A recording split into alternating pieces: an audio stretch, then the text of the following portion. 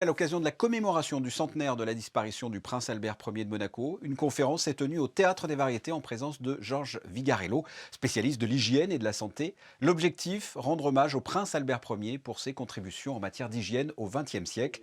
Reportage de Juliette Rappert. Dès les années 1900, la détection des sources infectieuses devient un principe d'hygiène et s'inscrit dans la loi. Cependant, Monaco, à cette époque, répondait déjà aux conditions grâce à son prince souverain. Le prince Albert Ier, c'est un savant. Et donc ses contributions partent de données qui sont scientifiques. Elles sont beaucoup plus nombreuses qu'on ne le pense.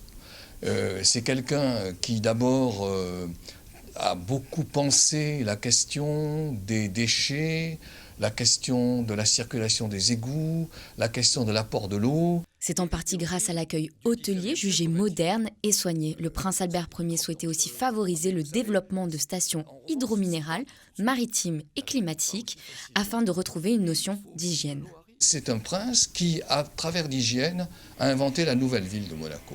C'est-à-dire une ville avec, évidemment, le palais, les racines et le pouvoir, une ville qui se trouve au niveau du port et qui va devenir une ville de résidence avec des maisons, avec des logements ouvriers, avec des casernes, avec des écoles. Une ville qui va se trouver au niveau de